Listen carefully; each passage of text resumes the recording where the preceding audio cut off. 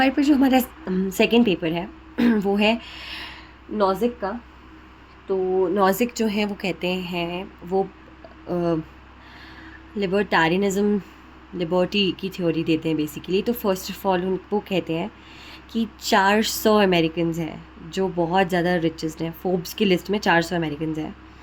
Forbes हर साल एक list publish करता है कौन सबसे ज़्यादा अमीर है, जिसमें हमेशा 10 साल से माइक्रोसॉफ्ट के जो फाउंडर है बिल गेट्स वो नंबर 1 रहते हैं लिस्ट में, जिनके एस्टिमेटेड नेट वर्थ है $57 बिलियन।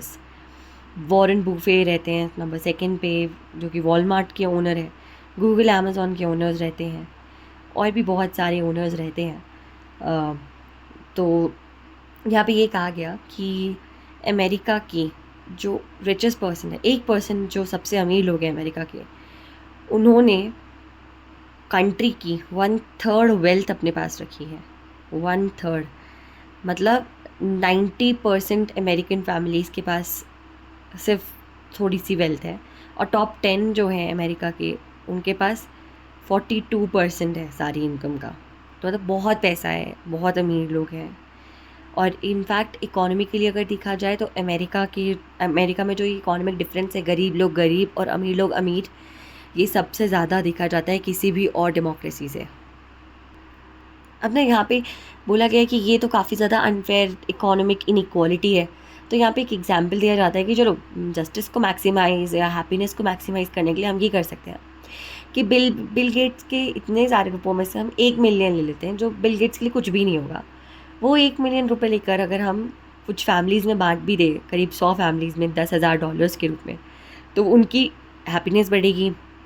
उनके पास पैसे बिल्कुल भी नहीं है तो वो पैसे देख के बहुत खुश हो जाएंगे, ठीक है, सिर्फ $10,000। और बिल गेट्स को उससे घंटा फर्क नहीं पड़ेगा। और ये हम तब तक करें जब तक बिल गेट्स को बिल्कुल फ़र्क नहीं पड़ा, तब तक हम उनकी इतनी इतनी इनकम निकालते रहें करके, जब तक बिल गेट्स को फ़र्क नहीं पड़ रहा। पर ये जो रॉबिनहुड सिनारियो है, इसमें 2 ऑब्जेक्शंस आते हैं। पहला ऑब्जेक्शन ये है कि जो हाई टैक्स रेट्स हैं स्पेशली इनकम पे, वो फिर तो इंसेंटिव कम करेंगे ना कि आप चलो ज़्यादा पैसे ज़्यादा टैक्स कर लो, मैं कितने ही पैसे कमा लूँ, मैं इतने रुपए मेरे पास होंगे नहीं कि मैं आँख बंद करके फूकूँ, क्योंकि आप टैक्स लोगे और फिर गरीबों में बांटोगे। तो इससे मेरा काम करने का मन क्यों करेगा, मेरी तो इंसेंटिवाइजेशन आपने ख़त्म कर दी।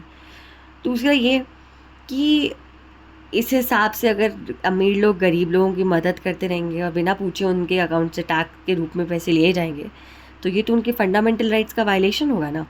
तो इस थ्योरी पे जो बिलीव रखते हैं लोग, उनको हम लिबर्टेरियंस बोलते हैं, लिबर्टेरियंस, ठीक है, लिबर्टेरियंस।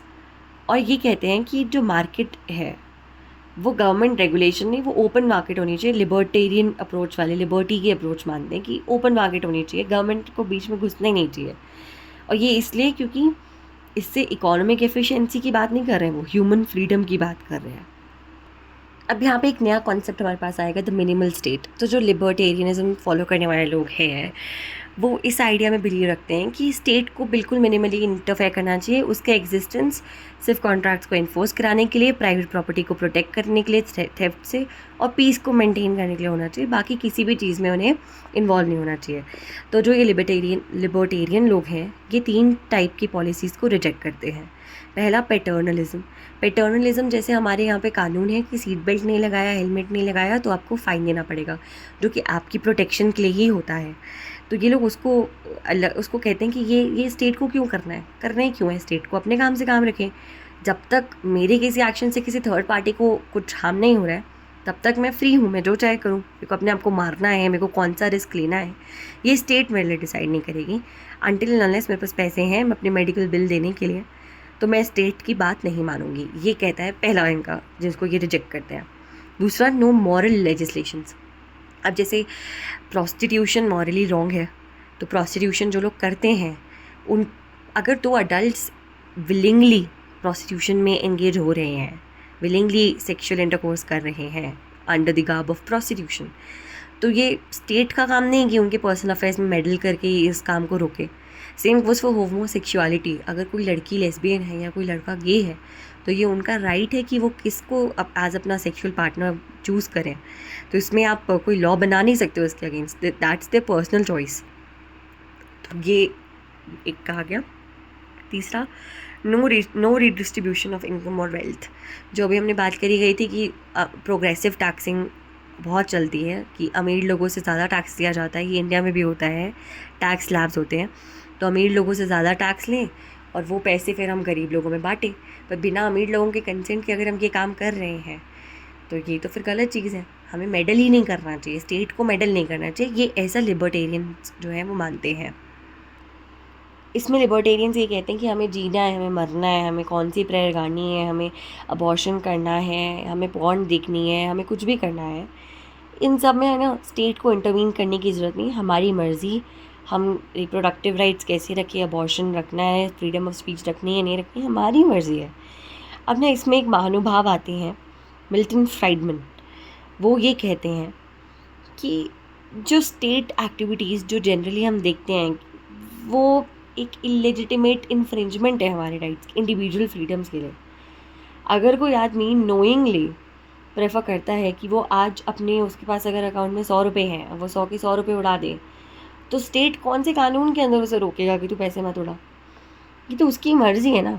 हाँ, हम ऐसे आदमी को बोल सकते हैं कि रिटायरमेंट के लिए पैसे रख ले, लेकिन हम कोर्सिवली उसको नहीं रोक सकते कि तू मत करेगा, ठीक है। सेम फ्राइडमैन आगे ये कहते हैं कि गवर्नमेंट को डिसाइड करने का कोई हक नहीं बनता कि कौन एम्प्लॉयर अपने एम्प्लॉय को कितना वेज देगा, मिनिमम वेज देना। अगर एम्प्लॉय को कोई दिक्कत नहीं है तो गवर्नमेंट क्यों इंटरवीन करे है।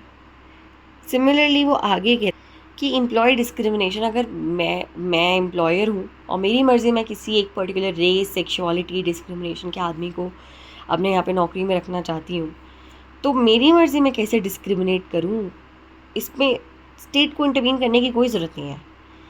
ऐसी ही लेजिस्लेशंस हमारे इंडिविजुअल फ्रीडम्स का वायलेशन है। अनटिल अनलेस मैं वॉलंटरीली ये कह दूँ कि नहीं मैं डिस्क्रिमिनेट नहीं करूँगी, तब तक स्टेट को मेडल नहीं करना चाहिए। ऐसी वो बात करते हैं जिन ऑक्यूपेशंस में लाइसेंसेस की ज़रूरत है। जैसे अगर कोई बार्बर है, नया है, अनट्रेंड है, उसको अपनी सर्विसेज ऑफ़र करनी है, और कोई एक और इंसान है उसके पास पैसे नहीं है और वो सर्विसेज अवेल करना चाहता है, कम पैसों में वो रिस्क ले सकता है अपने बाल कटवाने का, तो स्टेट क्यों लाइसेंसेस दे के उसे, या लाइसेंसेस ना दे के उसे रोक रही है कि तुम अभी बाल नहीं काट सकते। Same goes for physician. अगर किसी को पता है कि ये डॉक्टर नया आया है और पैसे नहीं हैं, तो स्टेट लाइसेंस क्यों दे रही है? हमें अगर इतना ही रहेगा तो हम खुद पता कर लेंगे कि डॉक्टर है कैसा। तो ये थी उनकी फ्राइडमैन की पॉलिसीज़। अब यहाँ पे आते हैं हमारे पास नॉजिक, रॉबर्ट नॉजिक। ये भी सिमिलर आइडिया पे चलते हैं डिस्ट्रीब्यूटिव जस्टिस के लिए, और वो कहते हैं कि इंसान, इंडिविजुअल के पास राइट है और एक मिनिमल स्टेट होनी चाहिए।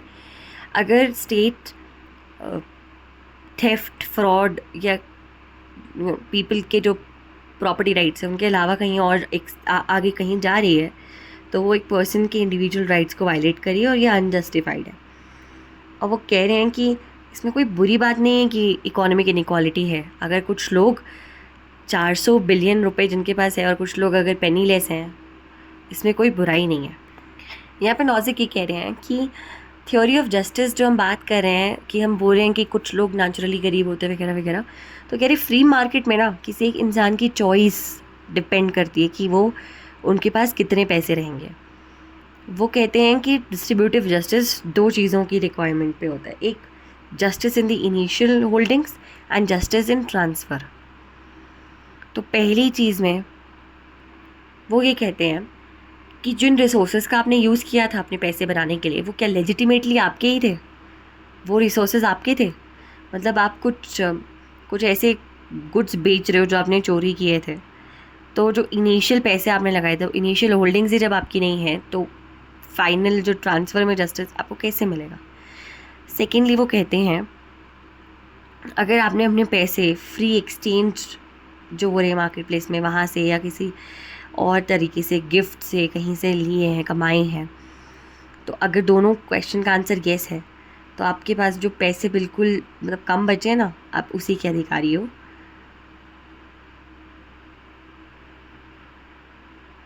और मतलब अगर आपके मतलब पैसे अगर लेजिटिमेट हैं और अगर आपने उसको सही जगह लगा कर इन्वेस्ट करके पैसे कमाए हैं, तो आपके पैसे बिल्कुल आपके हैं और स्टेट आपसे वो पैसे नहीं छीन सकती है। बेसिकली ये आपकी कंसेंट के बिना, ठीक है। तो नॉजिक यहाँ पे आगे चल के ये कहते हैं कि अगर हम आज की इकोनॉमिक पोजीशन की बात करें, तो वो भी किसी ऐसी होल्डिंग से निकल के आई हैं लोगों की कभी वो भी पैसे नहीं होते थे, फिर उन्होंने लाइफ में कुछ डिसीजंस लिए जिसकी वजह से उनके पास पैसे हुए। तो यहाँ पर हम जस्टिस क्यों बात करें? कुछ लोग रिस्क ले रहे हैं अपना पैसा बनाने के लिए, कुछ लोग नहीं ले रहे हैं। जो नहीं ले रहे हैं वो नीचे हैं, जो ले रहे हैं वो ऊपर है। हाँ, अगर ऐसा कोई केस है जैसे अफ्रीकन अमेरिकन का है कि उनको एनस्लेव करके रखा था, तो उनके पास इतना पैसा भी नहीं है कि वो मार्केट में लगा पाए, उस केस में आप थोड़ा ज़्यादा पैसा लेके रेमेडी कर रहे हो तो दैट्स नॉट एन इशू। पर उसके बाद भी जब आप उनको रेमेडी दे रहे हो, कुछ एक लेवल तक लेके आ रहे हो, स्टार्टिंग पॉइंट तक लेके आ रहे हो, देन उसके बाद it's upon them to make money from money और to make money from the resources they are getting from the government basically. ठीक है, अब यहाँ पे हमें एग्जांपल दिया जा रहा है माइकल जॉर्डन का। माइकल जॉर्डन एक बहुत फेमस बास्केटबॉल प्लेयर है। तो यहाँ पे ये कहा जा रहा है कि माइकल जॉर्डन को एक मैच का शिकागो बुल्स में जब उन्होंने खेला था लास्ट ईयर, जब वो जीते थे, तो उनको 31 मिलियन रुपये मिले थे। तो ये लोग क्या करते हैं कि जैसे आप एक टिकट खरीद रहे हो उस बास्केटबॉल की मैच की, तो आपको एक $5 का अलग डिपॉजिट एक बॉक्स में करना पड़ता है जब भी आप एक टिकट खरीदते हो। और ये एक्चुअली में होता है, और वो जो बॉक्स है उससे हम जॉर्डन की सैलरी निकालते हैं। ठीक है, और ये जो सैलरी है ये ओनर्स देते हैं और ये टीम रेवेन्यू से आती है। ठीक है, तो बेसिकली वहाँ से जो $5 आप दे रहे हो अलग से, वहाँ से उसकी सैलरी आ रही है। तो इसका मतलब हम फैंस जो है डायरेक्टली जॉर्डन को पैसे दे रहे हैं, तो हम इसको बोल सकते हैं एक वॉलंटरी एक्सचेंज हो रहा है। तो अगर आप देखोगे कि क्योंकि जनरली जॉर्डन बहुत फेमस है तो उनको देखने के लिए लोग आते हैं ना, तो उनको देखने के लिए जो लोग आ रहे हैं वो उनको अलग से पैसा दे रहे हैं क्योंकि वो बहुत फेमस प्लेयर हैं। तो इसमें ना नॉजिक 2 इलस्ट्रेशंस बताते हैं, 2 प्रॉब्लम्स बताते हैं डिस्ट्रीब्यूटिव जस्टिस की। पहला, लिबर्टी जो है जस्टिस के पैटर्न्स को अपसेट करते हैं। जैसे इकोनॉमिक इनइक्वालिटी है, इसको अनजस्ट कहते हैं कुछ लोग। वो फ्री मार्केट में इंटरवीन करेंगे और इससे क्या होगा, बार बार लोगों के बीच में गवर्नमेंट को इंटरवीन करना पड़ेगा which is against their personal right. तो लिबर्टी जो है पर्सनल इंडिविजुअल राइट्स के पैटर्न्स को अपसेट करती है। दूसरा, इस तरह की जो इंटरवेंशन है, जैसे अब देखना गवर्नमेंट जो है टैक्स करेगी जॉर्डन को क्योंकि वो पैसा कमा रहे हैं, 30% टैक्सेस लगाएगी। तो इसकी बात करते हुए नॉजिक ये कहते हैं कि ये भी जॉर्डन की जो अर्निंग राइट्स हैं, मतलब जो राइट्स हैं उनको वायलेट करते हैं। उनकी अर्निंग्स पर उनके पूरे राइट्स होने चाहिए। नॉजिक इसमें एक लाइन कहते हैं कि taxation of earning from labour is on par with force labour. आप एक तरह से फोर्स लेबर करा रहे हो किसी आदमी से अगर आप उसे टैक्स कर रहे हो तो। ठीक है, क्योंकि आप उसके पैसे ले रहे हो, इंस्टेड ऑफ टेकिंग उसके 30% पैसे, आप उसका 30% टाइम ले लो और अब वो पैसे रखो, मतलब टाइम को इक्विवेलेंट रखो करके ये कह रहे हैं ऐसे। क्योंकि अगर आप देखोगे आइडिया ऑफ सेल्फ ओनरशिप, तो अगर मैं अपने आप को ओन करती हूँ तो मैं अपनी लेबर को भी ओन करती हूँ, अपने लेबर को ओन करती हूँ, अपने पैसों को भी ओन करती हूँ। तो अगर आप मेरे पैसे रख लो, मेरी लेबर रख लो, तो आप मतलब एक तरह से आप मेरे को भी ओन कर रहे हो। तो मैं फ्री नहीं हूँ, I am not a free man. ठीक है, और मेरे पास ये राइट है कि मैं अपने लेबर का फ्रूट्स इंजॉय करूँ। आप मेरे को टैक्स नहीं कर सकते हो, ऐसा नॉजिक कहते हैं। और ये मेरे ऊपर है अगर मेरे को अपनी 30% इनकम लोगों के वेलफेयर में देनी है नहीं देनी है। आप कोई स्टेट कोई नहीं होती जो मेरे को बताए। ऑल्दो इसमें जो गवर्नमेंट है वो आपकी कोई भी गवर्नमेंट आपका 100% इनकम तो रख नहीं रही है, आपका एक पार्ट रख रही है। तो इसमें नॉजिक बोलते हैं हाँ भाई चलो हमारा कोई पार्ट भी रख रही है हमारी इनकम का, it means that they are keeping a part of us. वो हमारे डिसीजन लेने वाली होती कौन है? गवर्नमेंट। अब ना यहाँ पे एक सवाल उठता है कि do we own our selves, क्या हम अपने आप को ओन करते हैं? तो जब माइकल जॉर्डन ने 1993 में अपनी रिटायरमेंट की घोषणा की थी, तब यहाँ पे क्वेश्चन आ रहा है कि क्या गवर्नमेंट या कांग्रेस, मतलब जो वहाँ की पार्लियामेंट है, इनको माइकल जॉर्डन को शिकागो बुल्स के फैंस के बिहाफ पे बोल सकते थे कि नहीं अब आपको 1/3 ऑफ नेक्स्ट सीज़न आपको खेलना ही पड़ेगा बास्केटबॉल। अगर ये होता तो ये उनकी पर्सनल लिबर्टी का वायलेशन होता। तो वैसे ही स्टेट के पास ये राइट कैसे कि वो उनको बोले कि आप अपना 1/3 पैसा दो जो आपने बास्केटबॉल से कमाया है? ये तो बिल्कुल गलत है। अब इसके ना ऑब्जेक्शंस उठे, जो लोग लिबर्टेरियंस के अगेंस्ट थे उन्होंने लिबर्टेरियन लॉजिक के लिए कुछ ऑब्जेक्शंस लगाए। पहला था कि taxation is not as bad as force labour. अगर आपको लग रहा है कि आपसे ज़्यादा टैक्स लिया जा रहा है तो आप काम कम करो, काम कम करोगे पैसे कम कमाओगे, पैसे कम कमाओगे तो टैक्स कम भरोगे, तो फोर्स लेबर तो होगा ही नहीं। पर इस पर लिबर्टेरियन जो है वो रिप्लाई देता है कि अगर मान लो कि मेरे शौक ही कुछ ऐसे हैं कि मैं बहुत पैसे कमा कर मैं उसको उड़ाता हूँ, या फाइन डाइनिंग में जाती हूँ, कहीं जाती हूँ, दैट इज़ माई चॉइस ना, मेरी लिबर्टी है। तो मैं वो पैसे टैक्स में क्यों दूँ जो मैं फाइन डाइनिंग में इंजॉय कर सकती हूँ। मैं ज़्यादा पैसे कमाती हूँ, उसमें से आप 30% ले लेते हो, 50-70%, तो आई के not fulfil my desires, which is against my personal liberty again. जिस पे एक एग्जाम्पल, एक एनालॉजी दी जाती है कि मान लो एक चोर आपके घर पे आ जाता है, अब उसके पास ऑप्शन है कि वो $1000 का टीवी उठाए या $1000 कैश उठाए। तो आप ऑफकोर्स चाहोगे कि वो टीवी उठा के ले जाए, क्योंकि उन $1000 से आप और भी कुछ बहुत कर सकते थे।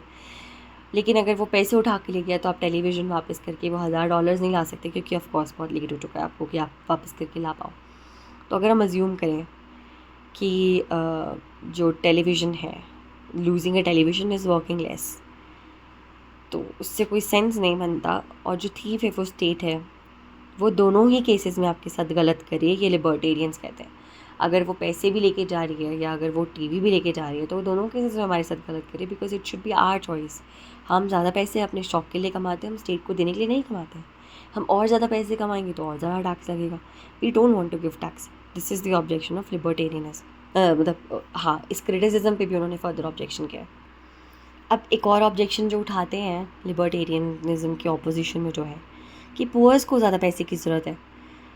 तो ये तो फिर अमीर लोगों की चॉइस होनी चाहिए ना कि उन्हें पैसे देने नहीं देने हैं। ऐसे आप ज़बरदस्ती उनसे पैसे टैक्स के थ्रू नहीं लेके जा सकते हो।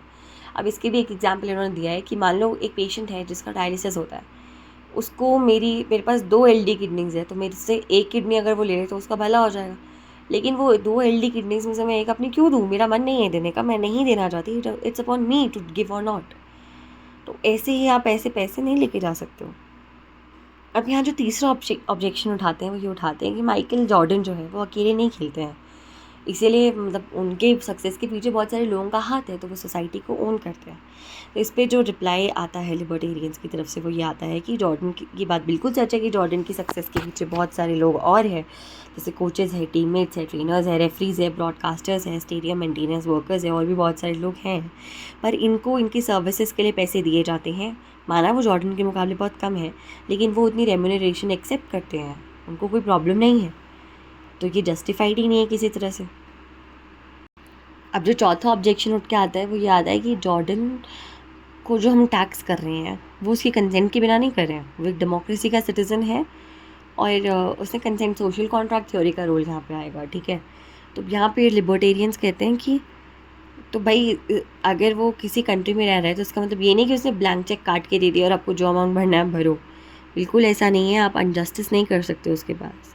अगर वो रह रहा है किसी डेमोक्रेसी में तो आप उसकी ज़मीन जायदाद नहीं छीन सकते बिना किसी जस्टिफाइड रीज़न की वजह से, या उसको अगर आप मेजॉरिटी लोग मानते हैं उन लॉज को और कुछ लोग नहीं मानना चाह रहे हैं टैक्सिंग लॉज को, वो फिर भी रहेंगे ही ना। तो माइनॉरिटी की तो कोई सुन रहा नहीं है, तो इसका मतलब क्या मेजॉरिटी का बस चले तो वो freedom of speech and expression भी ख़त्म कर दे? तो ऐसा नहीं है। अब जो स्टार्टिंग के 4 ऑब्जेक्शन थे ना, इनका रिप्लाई तो लिबर्टेरियंस ने बहुत अच्छा दिया। इसके बाद वाले में थोड़ा डगमगा गए।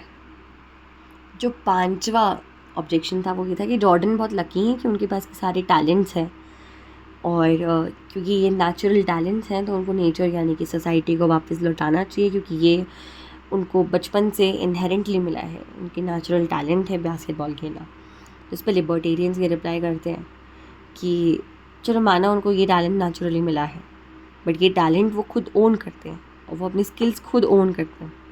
अगर वो टैलेंट और स्किल्स ओन नहीं करते हैं तो इसका मतलब वो अपने आप को भी ओन नहीं करते हैं, तो उनको ओन करता कौन है? ठीक है, अब यहाँ पर ना वो लोग सेल्फ ओनरशिप की बहुत बात कर रहे हैं, वो लिबर्टेरियनिज्म प्रिंसिपल को लेके जा रहे हैं सेल्फ ओनरशिप की तरफ, जहाँ पे वो बोल रहे हैं कि इंडिविजुअल के पास राइट है कि वो खुद डिसाइड करे वो किस पॉलिटिकल कम्युनिटी का पार्ट है, वो उनको कौन ओन करता है कौन नहीं ओन करता है। ठीक है,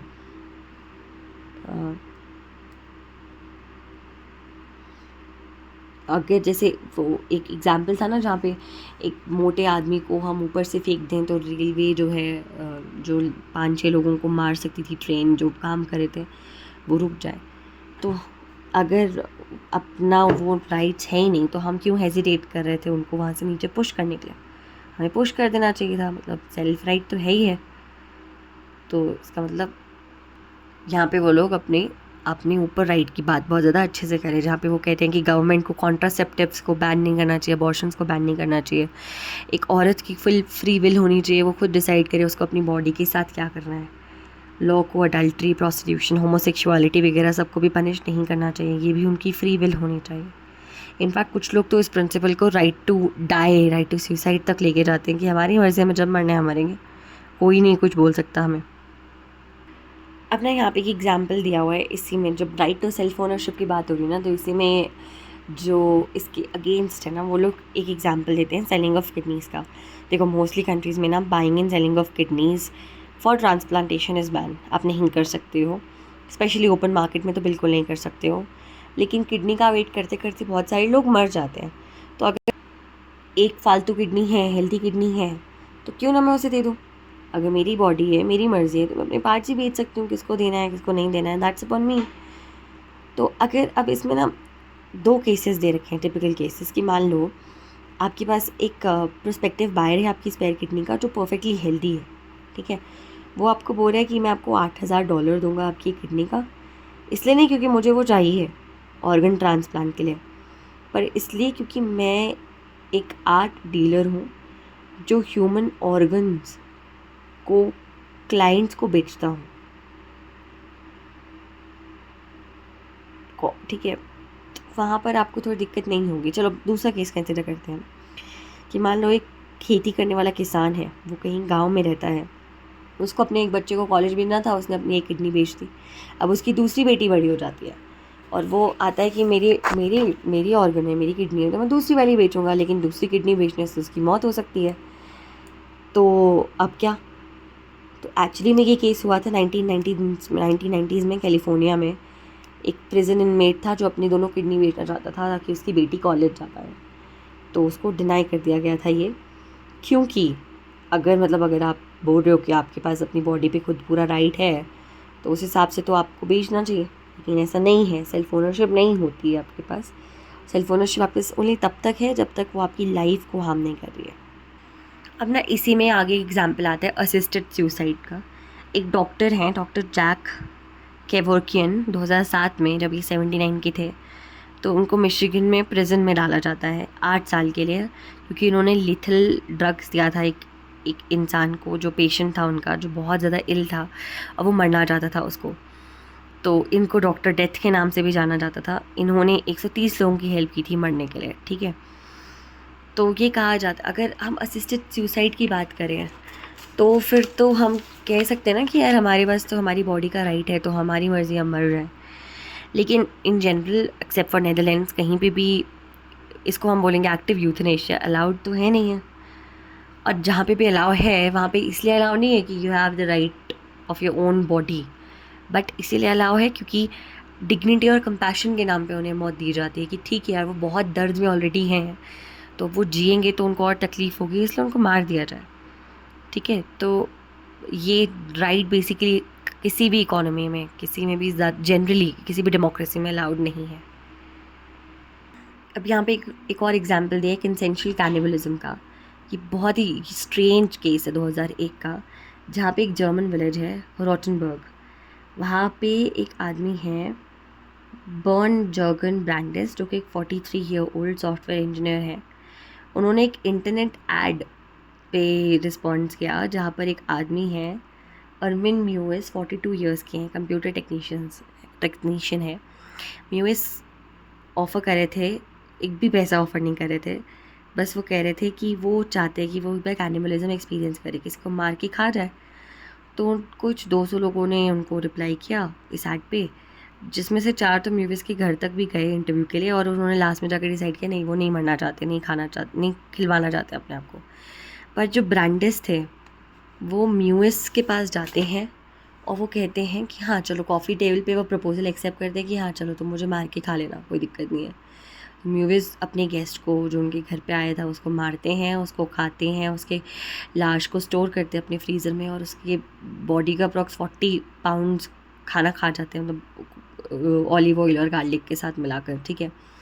जर्मनी में कोई कैनिबलिज्म के अगेंस्ट लॉ नहीं था, तो जब लोअर कोर्ट में मामला जाता है तो उनको 8 साल की सज़ा होती है, क्योंकि उनके लॉयर कहते हैं कि ये कंसेंशुअल था, this could be assisted suicide for that matter, ठीक है। तो assisted suicide killing on request के लिए बस 5 साल की सज़ा होनी चाहिए, बट स्टिल इनको 8.5 साल की सज़ा दी गई। लेकिन जैसे अपील में गया मैटर तो उनको उम्र कैद की सज़ा दे दी गई थी। और मज़ेदार बात ये कि ये जेल में जाके वेजिटेरियन बन गए। ठीक है, तो अब अगर यहाँ कहा जाए तो अगर कंसेंशुअल कैनिबलिज्म सही है तो फिर बिल गेट्स से हमें टैक्स लेना चाहिए, तो हम बिल गेट्स से टैक्स लेना बंद कर देंगे। लेकिन अगर ये गलत है तो बिल गेट्स का टैक्स देना बिल्कुल सही है। यहाँ पर ये रिलेशन बैठाया गया है, बस यही था इस पेपर में।